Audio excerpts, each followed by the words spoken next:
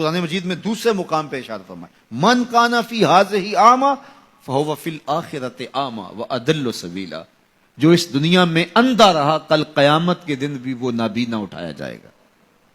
دنیا میں اندھا رہنے سے کیا مراد ہے؟ اس نے اپنے مقصد زندگی کو ہی نہ سمجھا۔ 60 سال کی، 70 سال کی، 50 سال کی زندگی عطا کی گئی تھی۔ یہ زندگی کیوں عطا کی گئی ہے؟ وہ منصوبہ بندی اس دنیا کی زندگی کے لیے تو کرتا رہا، سویر سے شام تک، شام سے سویر تک لگا رہا جی میں اپنا مستقبل ٹھیک کر رہا ہوں۔ 18 19 20 سال تک اس نے پڑھا، دن رات محنت کی، پھر اس کے بعد ڈپلومے کیے، اس کے بعد اس نے ہنر سیکھا، پھر کاروبار میں آیا، دن رات ایک کر دیا، خوشیاں چھوڑیں، شادیاں چھوڑیں، دوست چھوڑے کہ بس میں اپنا مستقبل بنانا ہے۔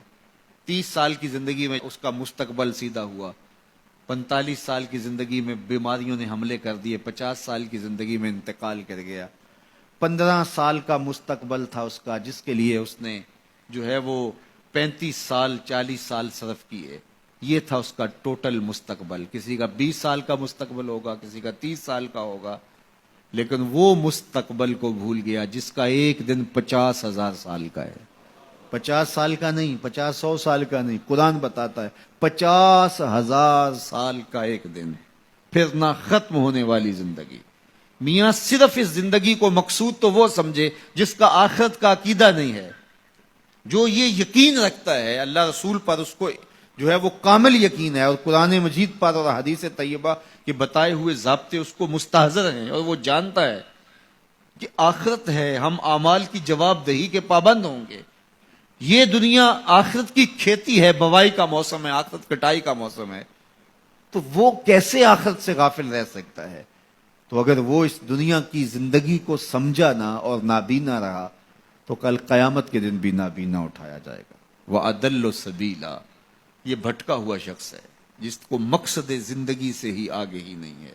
ہمیں پیدا کیوں کیا گیا؟ ہم آئے کیوں؟ تو میاں ہم اس دنیا پر آئے ہیں تو ہمارے آنے کا کوئی مقصد تھا، مدعا تھا۔ اس مدعا کو حاصل کرنے کے لیے ہمیں دن رات کوشاں رہنا چاہیے، استغفار کریں، تقوی کے خوگر ہو جائیں، شکر کرنے کی عادت ڈالیں۔ جو شکر کرتے ہیں اللہ تعالیٰ ان کو اور زیادہ عطا فرماتا ہے۔ اس طرح دوسروں کی پریشانیاں دور کریں، اللہ آپ کی پریشانیاں دور کرے گا۔ بانٹنے کا مزاج پیدا کریں، آپ کے پاس جو بھی ہے بانٹ دیں، علم ہے تو بانٹیں، خوشیاں ہیں تو بانٹیں، آپ کے پاس دولت ہے تو لوگوں کے دکھ اس دولت سے دور کرنے کی کوشش کریں۔ جب آپ بانٹنا شروع کر دیں گے تو آپ کا رب آپ کو عطا کرنا شروع کر دے گا۔ جو آپ نے دیا ہے، جو بانٹا ہے، وہ بھی آپ کا نہیں تھا، وہ بھی تمہارے رب نے تمہیں دیا تھا، لیکن اس کے بدلے میں جو عطا کرے گا، اللہ اکبر۔ کسی نے کہا کتنا دینا چاہیے؟ تو کہا اگر تم گن گن کے دیتے ہو تو پھر ایسے ملے گا، اگر بے حساب دیتے ہو تو وہ بھی بے حساب عطا کرے گا۔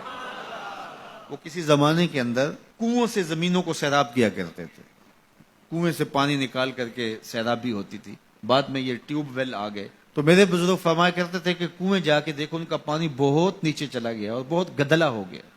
ان کا پانی تو شفاف تھا اور وافر اور فراواں تھا، اب گدلا ہو گیا اور بہت نیچے چلا گیا۔ تو فرمایا کرتے تھے کہ جب یہ کنویں اپنا فیض باہر دیتے تھے، نیچے سے چشمے پھوٹتے تھے، سوتے پھوٹتے تھے، اور اللہ ان کو عطا کرتا تھا۔ جب انہوں نے باہر دینا چھوڑ دیا تو اللہ نے بھی ان کو عطا کرنا چھوڑ دیا۔ اس لیے تم اگر دیتے رہو گے تو سوتے پھوٹتے رہیں گے، کبھی ختم نہیں ہوگا۔ اس لیے اللہ کی راہ میں بانٹنے کا مزاج پیدا کرو جو آپ کے پاس ہے۔ اللہ اکبر۔